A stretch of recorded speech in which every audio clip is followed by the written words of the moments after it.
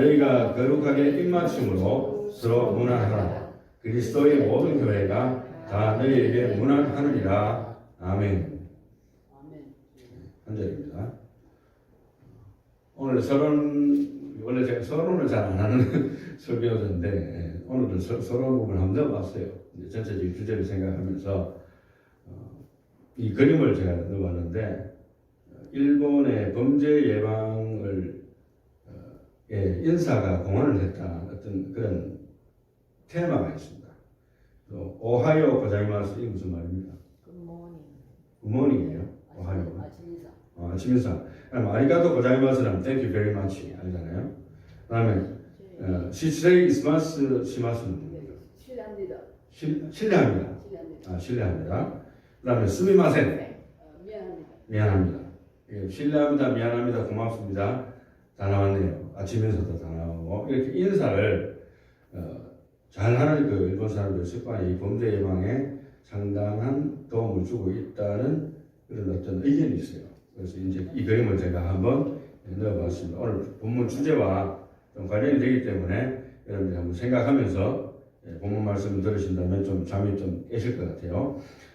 일단 본문 말씀을 배경을 보겠습니다. 1절부터 갱그리아 교회의 일꾼 베베에 대해서는 바울의 추천서가 나오는데요. 1절부터 2절까지 다 같이 읽도록 하겠습니다. 시작. 내가 갱그리아 교회의 일꾼으로 있는 우리 자매 베베를 너희에게 추천하노니 너희는 주 안에서 성도들의 합당한 예절로 그를 영접하고 무엇이든지 그에게 소용되는 바를 도와줄지니 이는 그가 여러 사람과 나의 보호자가 되었습니다. 아멘. 여기서 상당히 이제 사도 바울이 추천하는 한 30여 명의 사람들이 있는데요. 사도 바울의 추천의 내용 중에서 그 중에서 이제 등장하는 사람 중에서 넘버원 16장의 넘버원으로 남자도 아닌 여자분입니다. 여자 집사입니다. 베베를 추천을 했어요. 그 2절을 보면 여러 사람과 나의 보호자가 되었다 이렇게 표현하고 있습니다. 상당한 사도 바울의 서포트였다는 것을 알 수가 있어요. 넘버원으로 뽑았습니다. 다음 슬라이드 보게 되면 이제 베베 집사에 대한 내용을 간단하게 이야기한다면 사도 바울은 사실은 로마 시민권이 있는 사람이었어요. 유대인이긴 하지만 그래서 사실 법적인 어떤 서포트는 필요 없어요. 그렇지만 선교하는 일에 경제적인 후원이나 다른 어떤 물질적인 후원 같은 것들은 얼마든지 가능하죠. 그래서 신약학자 로버트 주이스는 그의 로마서 주석에서 로마서를 대필한 드디오가 대필했다는 것은 대신 썼다는 걸 말하는 거예요. 드디오가 베베 집사의 종이었을 것으로 추정을 합니다. 그래서 드디오는 이제 셋째라는 뜻으로 노예에게 사용당하는 어떤 흔한 이름이에요. 그래서 노예 출신으로 추정이 되고 있고, 그래서 베베는 드디오를 바울의 필경사로 마음대로 활용할 수 있도록 쓰게 하였어요. 자기의 종인데 물질적으로도 후원하고 그런 것을 이제 신약 학자들이 의견을 내주고 있습니다. 그래서 편지를 써주는 필경사나 편지를 읽어주는 독경사는 문명률이 90%가 넘는 고대 사회에서 흔한 직업이었다고 보여지기 때문에 그때 그래도 드디어는 꽤 똑똑했어요. 그래서 노예 출신이긴 하지만 성경 필선을 합니다. 필경사를 합니다. 그래서 베베 집사의 종이었다 이렇게 추측을 하고 있습니다. 이제 3절을 한번 보겠습니다. 다 같이. 너희가 그리스도 예수 안에서 나의 동력자들인 브리스가와 아굴라에게 문안하라. 아멘. 이제 브리스가와 아굴라라는 사람이 등장합니다. 사도 바울이 이야기하는. 그 다음에 4절 다 같이 봅니다. 저희는 내 목숨을 위하여 자기의 목이라도 내어놓으나니 나뿐 아니라 이방인의 모든 교회도 저희에게 감사하느니라. 또 저희 교회에게도 문안하라. 나의 사랑하는 에베네도에게 문안하라. 저는 아시아에서 그리스도에게 처음 익은 열매니라. 아멘. 그리스도께 처음 익은 열매라는 것은 뭐냐면 예수를 아시아에서 처음으로 예수 믿게 된 사람이라는 거예요. 사도 바울을 통해서. 굉장히 의미가 깊겠죠. 그래서 에베네도라는 사람의 이름을 꼭 들었습니다. 그렇게 이야기하고 있고, 조금 전에 브리스가와 아굴라는 워낙 유명한 사람들이라서 제가 언급을 구체적으로 많이 안 해도 신앙생활 오래 하신 분들은 아마 이름을 많이 들었을 거예요. 귀에 딱지가 않을 정도로. 이분들은 부부입니다. 부부. 근데 이제 이분들의 별명을 한번 붙여본다면 헌신의 아이콘이다 이렇게 붙여볼 수 있겠고요. 그 다음에 또 신분을 초월한 그리스도인의 모범을 보인 자들이다 이렇게 이야기를 할 수 있겠어요. 왜냐하면 이제 브리스가가 아내입니다. 그래서 아내 이름을 먼저 들고 아굴라가 또 나중에 나왔어요. 이것도 좀 특이한 케이스인데 그때 당시로는 영어로 하면 ladies and gentlemen 하듯이 그다음에 브리스가가 아내인데 로마 귀족 가문 출신이에요.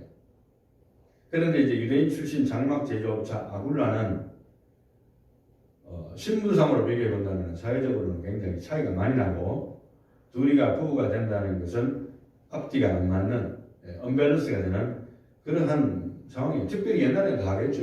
요즘도 뭐 사람들 얼마나 따집니까? 가문의 영광이 어떠고 또 가문의 차이가 어떠고 그죠? 요즘도 따져요. 미국 사람이나 한국 사람이나 뭐 겉으로 표현을 안 한다 뿐이지 엄청나게 따집니다. 그런데 이제 브리스가의 이름이 앞서게 기록될 가능성이 얼마든지 있는데 사실은 교회 안에서는 그때 당시로 이제 예수를 믿게 되니까 어떤 현상이 일어나는가 하면 신분의 차이가 그냥 보통 약간 나는 정도가 아니에요. 뭐 국회의원도 있고 뭐 거의 거지 수준의 사람도 있고 이런 사람들이 한 교회에 있는 거예요. 조화가 됩니까? 조화가 안 되죠 당연히.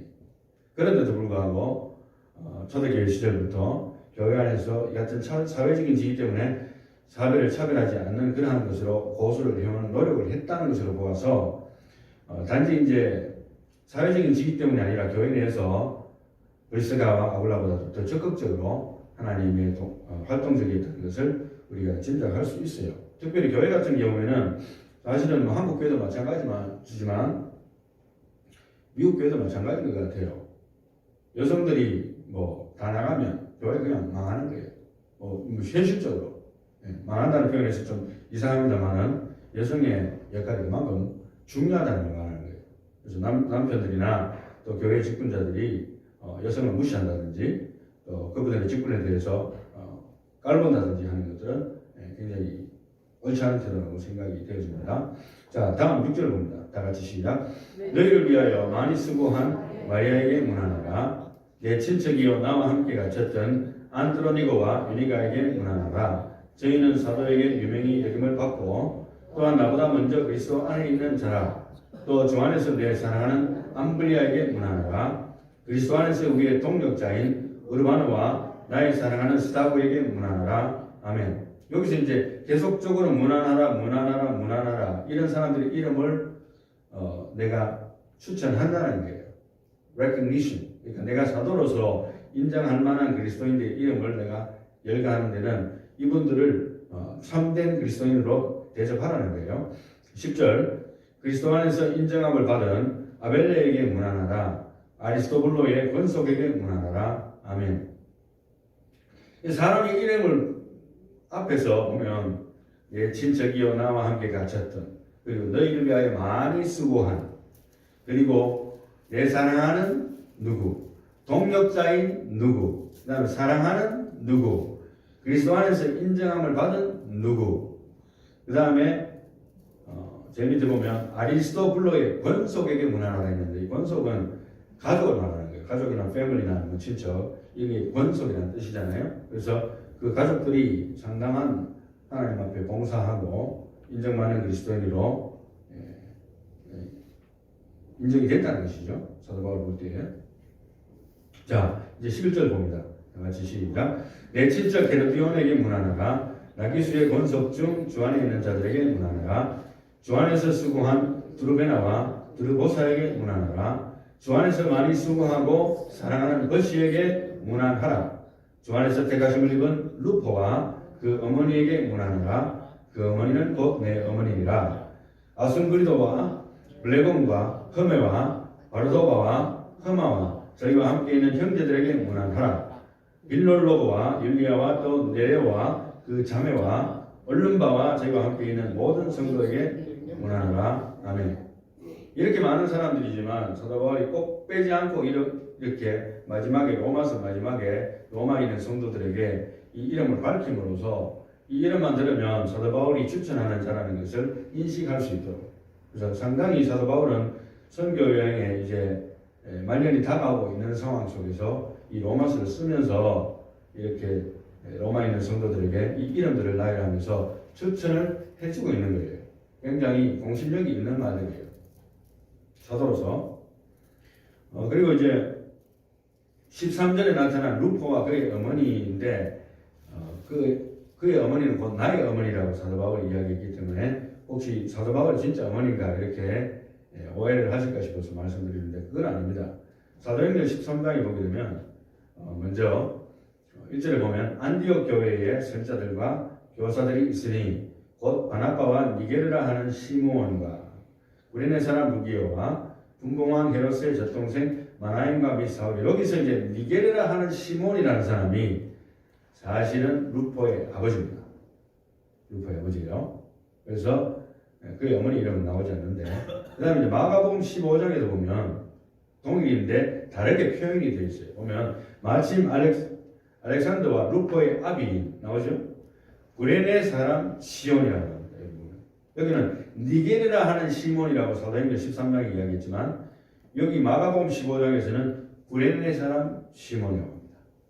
이 시골로 와서 지나가는데 저희가 그를 억지로 같이 가게 하여 예수의 십자가를 지우고 한마디로 말하면은 우연히 그 예수님이 십자가를 지고 가시는 그 장면을 구경하게 됐는데 거기에서 야 너 십자가 같이 끌어. 예수님이 힘드니까 어차피 끌고 가야지 처형을 할 거 아닙니까? 시간 걸리게 하지 말고 힘들게 하지 말고 채찍 맞아서 힘드니까 같이 끌고 가게 했어요. 그 사람이 나중에 보면 사도행전 13장에 선자와 교사들이 있는 명단에 올라갑니다. 원래는 예수를 믿었다고 볼 수가 없어요. 그렇지만은 그런 의미로 예수를 알게 되고 예수님의 부활 소식도 듣게 되고 믿는 자가 되는 거예요. 거기서 상당히 중요한 위치에 올라서 선자들과 교사의 명단에 올라갑니다. 이게 얼마나 은혜예요. 그래서 많은 분들이 정말 억지로라도 십자가 끌고 가면은 은혜 받아가지고 축복받을 수 있으니까. 여러분, 교회에 나올 때 어떨 때는 굉장히 싫을 때도 있잖아요. 물론 하나님이 은혜 주시지만, 목사도 교회 나오기 싫을 때가 있는데, 그렇습니까? 그죠? 오늘은 좀 가만히 있고 집에서 쉬고 싶다. 이런 일이 생길 수 있잖아요. 예. 그렇지만 하나님의 은혜가 억지로도 나오는 자에게 은혜가 줍니다. 그래서, 교회 생활을 이렇게 해보면요. 1년 365일 한 번도 안 빠지고 나오는 사람. 그분들은 특별한 은혜를 받게 돼요. 왜냐하면 이제 하나님께서 이 꾸준하게 나오는 자에게 어느 날 특별한 하나님의 성령이 왔다 갈지는 모르지만 하나님께서 특별한 은혜를 또 부어주시는 줄로 믿습니다. 그래서 내가 나오기 싫은 것도 경건의 연습은 억지로라도 하게 되면 하나님 은혜를 주실 수가 있다는 거 우리가 한번 이 사람의 이야기를 통해서 한번 생각을 해볼 수가 있겠습니다. 이제 본문 말씀입니다. 16절. 나머지 부분들은 이제 다음 시간에 마지막으로 로마서를 마지막 시간을 가지도록 하겠습니다. 이제 16절까지인데요. 영어로 한번 읽고 정리를 하도록 그렇게 하겠습니다. 다 같이 Greet one another with a holy kiss. All the churches of Christ greet you. 아멘. 너희가 거룩하게 입맞춤으로 서로 문안하라. 그리스도의 모든 교회가 다 너희에게 문안하느니라. 아멘. 인사 방법인데요. 중동 지역에 제가 이라크하고 아프가니스탄 제가 미군 부대로서 제가 가보니까 이분들은 남자들끼리 그냥 입을 맞춰서 키스를 해요. 거짓말 안 하고. 키스라기보다는 그냥 뽀뽀하는 거죠. 쉽게 말하면. 인사가. 그죠?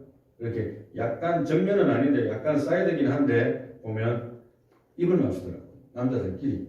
성인 남자들끼리. 그래서 어떤 동성연애적인 개념이 아니고 그게 문화더라고요.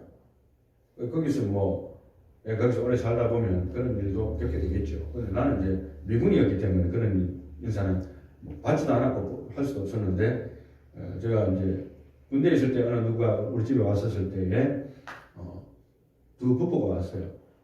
부부가 왔는데 남편은 또 여자한테 키스를 하고 나는 상대방 여자분이 나한테 뺨에다가 키스를 하는 거예요. 미국 사람인데 나 처음에 그걸 겪으면서 이런 게 하는 게 맞는가? 그랬는데 이제 미국 사람이라고 다 그렇게 하지는 또 않더라고요. 그래서 자연스럽게 했기 때문에 문화는 달라도 의미는 같다. 인사 방법은 다르죠. 우리하고. 우리나라에는 그런 문화 자체가 없어요, 사실은. 대한민국에서 그렇게 하면 이상한 사람 취급받을 수가 있을 겁니다. 그러니까 문화는 다른데 인사 방법은 다른데 의미는 같은 거예요. 그래서 외국에 나갔을 때 여러분들이 충격을 받지 않으려면 그런 기본적인 인사법에 대해서는 알고 가면 충격이 좀 덜할 것이라 생각이 됩니다.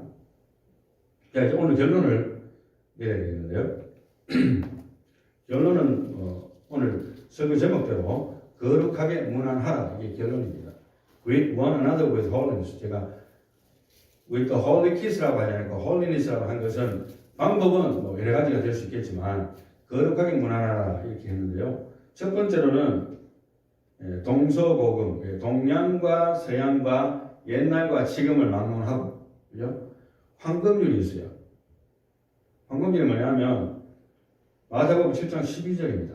그러므로 무엇이든지 남에게 대접을 받고자 하는 대로 너희도 남을 대접하라. 이것이 율법이요 선지자니라. 아멘. 인사도 마찬가지입니다. 인사도 내가 받고 싶으면 상대방이 먼저 하면 되잖아요. 내가 먼저, 그죠? 왜 상대방이 꼭 내한테 먼저 인사해야 내가 인사합니까? 그것도 고약한 심성 아닙니까? 예. 물론 이제 계속 안 받으면 저 같은 경우에도 이제 인사를 몇 번을 해요, 사람한테. 근데 이제 혹시나 인사했는데도 안 받아주면 조금 가까이서 인사를 해봅니다. 2번 정도.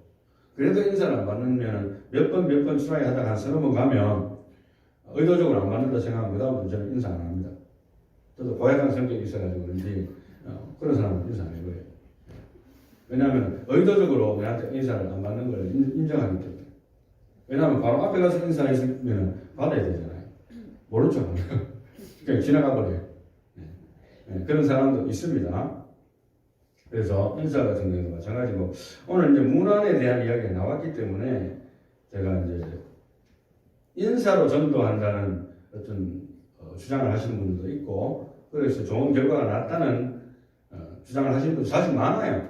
많은데 이제 인사로 전도하는데 미국에서 태어나건 한국에서 태어나건 여러분들 자녀들이 있으면 인사를 가르쳐 줘야 돼요. 미국식 인사는 미국 사람들한테 하는 거고 우리 한국 사람들에 대해서는 반드시 부모와의 인사법으로 가르쳐줘야 됩니다. 안 그러면 한국 사회에서는 인정받지 못해요. 이거는 바꿀 수가 없어요. 문화이기 때문에. 미국에 가면 로마에 가면 로마법을 따라야 되듯이, 그죠? 여기 한국 사람들 사회에서 나는 미국식으로 인사한다. 그 어른한테 반말해버리고, 그죠? 그건 인사법이 잘못된 거잖아요. 그건 반드시 가르쳐줘야 돼요. 적어도 인사법은. 그래서 미국과 물론 이제 이 갭이 생기는 이유 중에 하나도 그러한 것일 수 있습니다. 문화적 충격. 그렇지만 일단은 자기 자녀만큼은 우리가 한국식 인사법을 가르쳐줘야 됩니다. 어른을 공경하고 인사할 때 존댓말을 쓰고 최소한 기본적인 거거든요. 그 기본이 안 되면 일단 어른들에게서는 지켜버려요. 그건 뭐 어떻게 도와줄 수가 없습니다.